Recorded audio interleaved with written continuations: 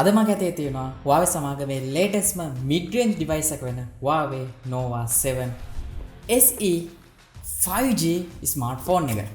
එහෙනම් වැඩි කතා නැතුව අපි යන් වීඩියෝ එකට.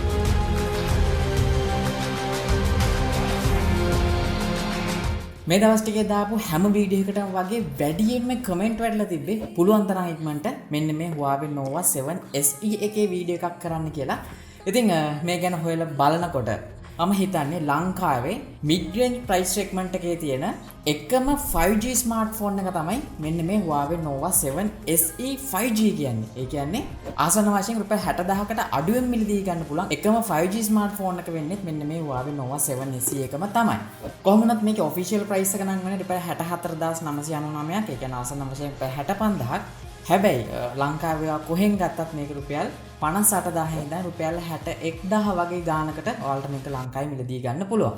ඉතින් ඒකෙන්ද අපි බලමු මෙන්න මේ රුපියල් 60000කට ආසන්න මුදලකට ගන්න පුළුවන් මෙන්න මේ Huawei Nova 7 SE එක මිලදී ගන්නකොට box එකේ ඇතුලේ අපිට බලා ගන්න හම්බෙන දේවල්. box එක ගත්තොත් ඉතින් පේනවා ඇති ඔයාලට උඩින්ම ගහලා තියෙනවා dialog offer එකක් තියෙනවලු. ඒ කියන්නේ මේක ඔයා මිලදී ගත්තොත් ඉතින් ඔයාලට dialog sim එකක් තියෙනවා නම් anytime data gigabyte 100ක් ලබා ගැනීමේ හැකියාව තියෙනවා නොමිලේ. ඒ කියන්නේ ඔයාගේ sim එකට ඇක්ටිව් කරන්න අවශ්‍යතාවයක් නැහැ. මෙන්න මේ Huawei Nova 7 SE එකේ තියෙන එමි නම්බර් එකට තමයි මෙයාලා මෙන්න මේ ඔෆර් එක දෙන්නේ. ඉතින් ඒකෙන්ද මම හිතනවා ඇත්තට මේක ගොඩක් හොඳ ඩීල් එකක්. ඒ වගේ මම මේ විදිහට ටිකොලේ අයින් කරගන්න ෆෝන් එක ඕපන් කරගන්න තියෙන සයිඩ් එකට මුලින්ම අපිට බලා ගන්න හම්බ වෙනවා Huawei Nova 7 SE 5G smartphone එක. මම දැනට මේක පැත්තකින් තියාගන්න. ඒ වගේම තවත් එක්ස්ට්‍රා බොක්ස් එකක් තියෙනවා. ඒක ඇතුලේ තියෙනවා SIM tray එක, silicon back cover එක, paperworks වගේම 3.5mm headset එකක්, ඒ වගේම USB type C cable එකක් සහ 40 watt super charging adapter එකක්. කොහොම වුණත් මෙන්න මේ Huawei Nova 7 SE එක Huawei 40 watt super charging support කරනවා. ඒ වගේම ඒ adapter එක box එකේ ඇතුලේ එනවා අපිට බලා ගන්නත් පුළුවන්. කොහොම නමුත් ওই දේවල් විතරයි මෙන්න මේ box එකේ ඇතුලේ බලා ගන්න හම්බෙන්නේ. ඉතින් දැන් අපි කතා කරමු ආසන්න වශයෙන් රුපියල් 60000කට මිලදී ගන්න පුළුවන් මෙන්න මේ Nova 7 SE එක මිලදී ගන්න තරම්ම මේකේ තියෙන දේවල් මොනවද කියලා. ඒකෙදි මම කෙටියෙන් ටිකක් සඳහන් කරන්නම්. එකක් තමයි මේකේ තියෙන ඩිසයින් එක, ඒ වගේම mid range මට්ටමේ එහාගේ කැමරා setup එකක්, ඒ වගේම 5G technology එක, ඒ වගේම 40 watt super charging technology එක සහ මේකේ තියෙන performance පැත්ත. ඉතින් අපි මුලින්ම මේකේ ඩිසයින් එක ගැන කතා කරලෙමු. මට අද හම්බෙලා තියෙන්නේ මේකේ midsummer purple කියන කලර් එක. මම හිතන්නේ මෙන්න මේ Nova 7 SE එකේ තියෙන ලස්සනම කලර් එක මේක වෙන්න ඕනේ. හැබැයි ඔයාලට මේක crush green සහ space silver වගේ කලර්ස් තුනකින් මේක මිලදී ගන්න පුළුවන්. හැබැයි මම නම් රෙකමන්ඩ් කරන්නේ පුළුවන් නම් මෙන්න මේ midsummer purple එකට ගන්න. මේකේ තියෙන ඩිසයින් එක නම් ඔයාලට තේරෙන්නේ නැති මාරම ලස්සනක් තියෙන්නේ. ඔයා මීට කලින් Huawei Nova 5T device එක පාවිච්චි කරපු කෙනෙක් නම් මේකේ වෙනස ඔයාලට බලපු ගමන් නම් හොයාගන්න හම්බෙන්නේ නැහැ. මොකද එකම විදිහට තමයි මේකේ තියෙන බෑක් එක හදලා තියෙන්නේ මෙයාලා. හැබැයි Nova 5T එක අපිට බලා ගන්න හම්බෙන්නේ සම්පූර්ණයෙන්ම flat design එකක් බෑක් එකේ. හැබැයි මෙන්න මේ Nova 7 SE එක නම් මෙයාලා මේ පාර curve කරලා තිනවා. ඒ කියන්නේ අතට ගොඩක් comfortable විදිහට grip කරගන්න පුළුවන්. අතින් එහෙම ලිස්සලා යන්නේ නැහැ ලේසියෙන්. ඒ වගේම මෙයාලා කියන විදිහට මේකට 3D glass material එකලු පාවිච්චි කරලා තියෙන්නේ. ඒ කියන්නේ මේකේ back side එක plastic නෙමෙයි. කොහොම වුණත් මෙන්න මේ back side එක ගැන කතා කරොත් මුළු back එක පුරාම අපිට බලා ගන්න හම්බ වෙනවා Nova කියන logo එක.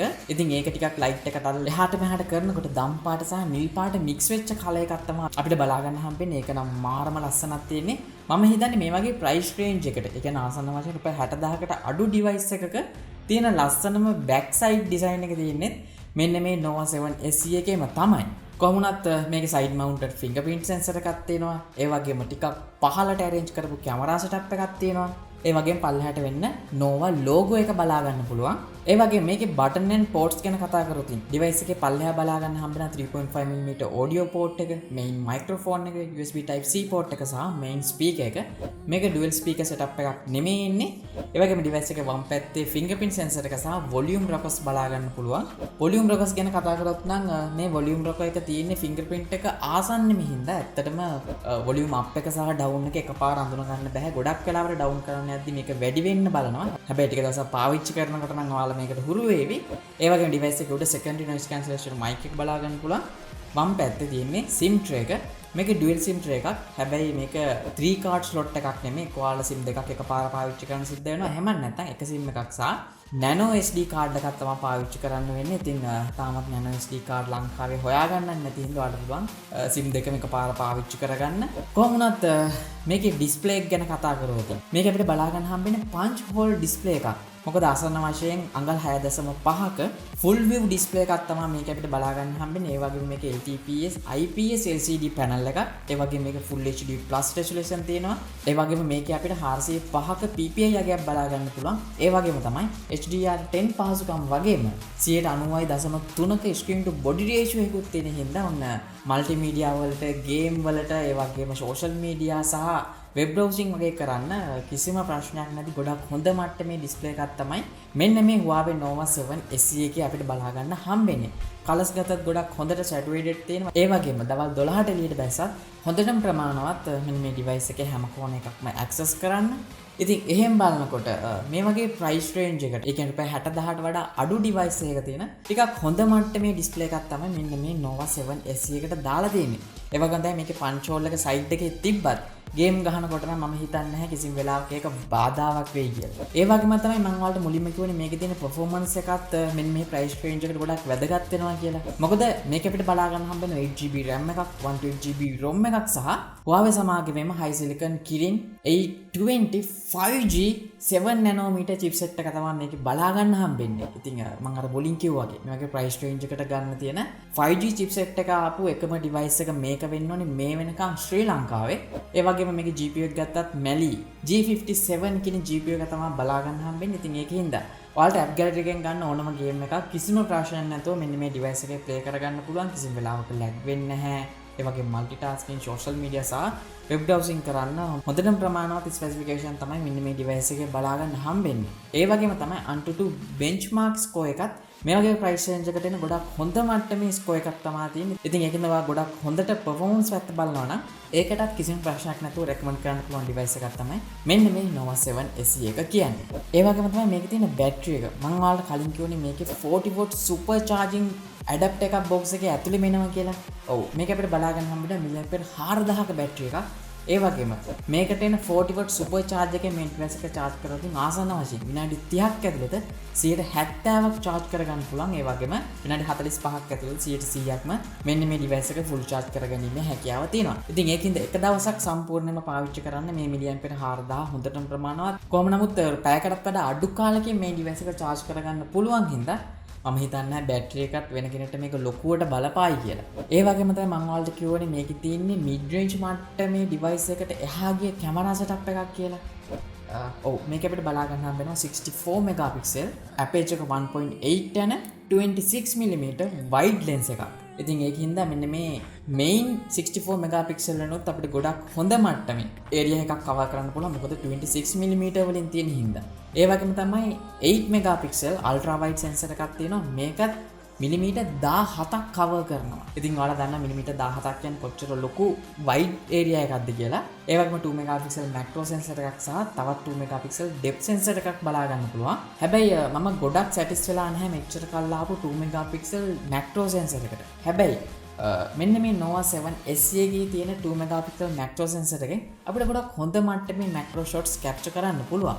ඉතින් මම හිතනවා මෙයාලා මේකට 2 megapixel macro එකක් දැම්මත් ගොඩක් හොඳ මට්ටමේ macro sensor එකක් වෙන්න ඕනේ. ගොඩක් හොඳ details බලා ගන්න පුළුවන්. ඉතින් ඒකෙන්ද මේකේ තියෙන overall camera setup එකේ quality එක ගත්තොත් ඔයාලට මෙන්න මේ samples වලින් ගොඩක් හොඳ idea එකක් ගන්න පුළුවන්.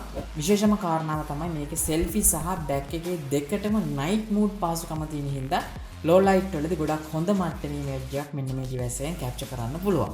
ඒ වගේම තමයි මේකේ selfie කැමරාවට આવති. මේක අපිට බලා ගන්න හම්බෙන්නේ මෙගාපික්සල් 16ක selfie කැමරා එකක්. ඒ වගේම මේකේ aperture එක 2.0 තියෙන හින්දා මේකෙත් ගොඩක් හොඳ මට්ටමේ low light image එකක් capture කරන්න පුළුවන්. හැබැයි මේකේ night mode එකකුත් තියෙන හින්දා normal aperture 2.0 එකටත් වඩා ගොඩක් හොඳ clear සහ lights තියෙන selfie එකක් මෙන්න මේ device එකෙන් capture කරන්න පුළුවන්. ඉතින් මේ samples වලින් ඔයාලට ගොඩක් හොඳ idea එකක් මේකේ selfie කැමරා එක ගැනත් ඔයාලට බලා ගන්න පුළුවන්.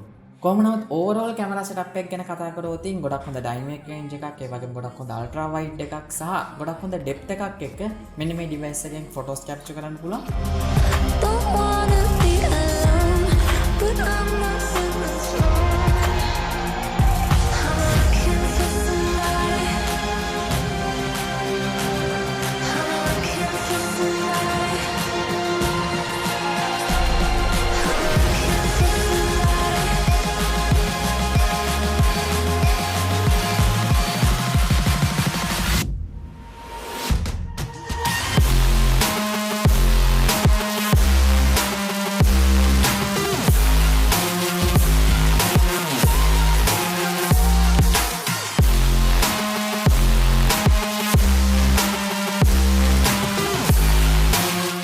ඒ වගේම තමයි කියන්න අමතක වෙච්ච කාරණාවක් මේකේ 960 fps දක්වා slow motion යන්න පුළුවන්.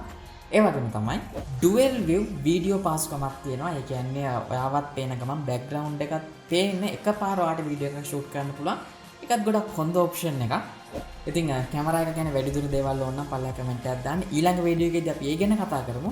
ඒ වගේම මේකේ OS එක ගැන කතා කරද්දී latest Android 10 සහ EMUI 10.11 කියන version එක තමයි තියෙන්නේ. ඉතින් ඒකින් ඔයාලට ගොඩක් හොඳ latestම EMUI experience එක වගේම Android experience එකක් ගන්න පුළුවන්. ඉතින් ගොඩක් Huawei device වල මෙන්න මේ EMUI එන හින්දා මේක ගැන ගොඩාක් කතා කරන්න අවශ්‍යතාවයක් නැහැ. හැබැයි මෙන්න මේ device එකේ අපිට Google Play services බලා ගන්න හම්බෙන්නේ නැහැ. ඒ කියන්නේ Play Store එක අපිට මෙන්න මේ device එකේ එන්නේ නැහැ inbuilt ම. කොහොම නමුත් මේකේ තියෙන Huawei app gallery එක හරහා ඔයාලා සාමාන්‍ය පාවිච්චි කරන හැම application එකක්ම download කරන්න පුළුවන්. විශේෂයෙන්ම Facebook, Instagram, WhatsApp, Messenger ඔය වගේ දේවල්. හැබැයි ඒ වගේ දේවල් වලට app gallery එක හරහා solution හම්බුණත් මේක YouTube කියන එකට තාම solution එකක් නැහැ. මෙයාලා කියන්නේ පුළුවන් නම් web browser එකට ගිහිල්ලා YouTube යන්නලු. එහෙම නැත්නම් ඒකේ තියෙන shortcut එක desktop එකට දාගන්නලු. හැබැයි මීට වඩා ගොඩක් හොඳ option කිහිපයක්ම අපිට YouTube එකේ බලා ගන්න පුළුවන්. විශේෂයෙන් YouTube Advanced කියන app එක. මේක දාගත්තොත් ඔයාලට YouTube premium feature හැම එකක්ම වගේ මෙන්න මේකෙත් බලා ගන්න පුළුවන්. මොකද background play කරගන්න, ඒ වගේම audio එක විතරක් play කරගන්න සහ ඔයා phone එකෙන් YouTube හරහා සින්දු අහන කෙනෙක් නම් ඔයාලා display එක off කරත් audio එක අපිට ඒකෙන් අහන්න පුළුවන්. ඉතින් ඒකින්ද normal YouTube app එකකට වැඩි ගොඩක් හොඳ option කීපයක්ම මෙන්න මේ YouTube Advanced app එක හරහා බලා ගන්න පුළුවන්. කොහොම නමුත් මෙන්න මේ Nova 7 SE එකට Google දාන හැටි ගැන මම තව වීඩියෝ එකක් අරගෙන එන්න. ඒ වගේම අවසාන වශයෙන් කතා කරන්න තියෙන මේකේ තියෙන 5G technology එක ගැන. මේක ලංකාවේ ගන්න පුළුවන් එකම mid range 5G phone එක උනාට තාමත් ඉතින් ලංකාවේ කොහෙවත් අපිට හරියට 4G වත් බලා ගන්න හම්බෙන්නේ නැහැ. ඉතින් 5G ගැන කවර කතාවද? තව කාලයක් යාවි 5G කියන එක අපි අතරට එන්න. කොහොම නමුත් ලංකාවේ දැන් කිහිපයක ඩයලොග් සහ මොබිටෙල් වල අපිට 5G experience කරන්න පුළුවන්. ඉතින් ජොලියට වගේ 5G experience කරන්න ඕන නම් ඔයාලට පුළුවන් Nova 7 SE එකක් අරගෙන ඒ වගේ zone එකකට ගිහිල්ලා මාරම ස්පීඩ් එකකින් වීඩියෝ බලන්න, games download කරන්න, films download කරන්න වගේ දේවල් වලට. කොහොම නමුත් overall මේ device එක ගැන කතා කරොත් Google Play services ඇරෙන්න අනිත් හැමදේම මේ වගේ price range එකට ගන්න පුළුවන්. ගොඩක් හොඳම option එකක් තමයි මෙන්න මේ Huawei Nova 7 SE 5G device එක කියන්නේ. ඉතින් ඔයාලා ගතසත් මතක ඇතුව පල්ලා කමෙන්ට් එකක් දාන්න. ඒ වගේම මේ device එක ඔයාලට සල්ලි තිබුණොත් මිලදී ගන්නවද කියලා මතක ඇතුව පල්ලා කමෙන්ට් එකක් දාන්න.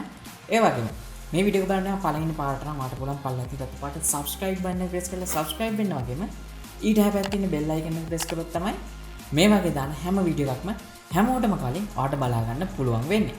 එහෙනම් මගේ නම නලින්ද SL photo වෙතින් අපි හම්බෙමු ඊළඟට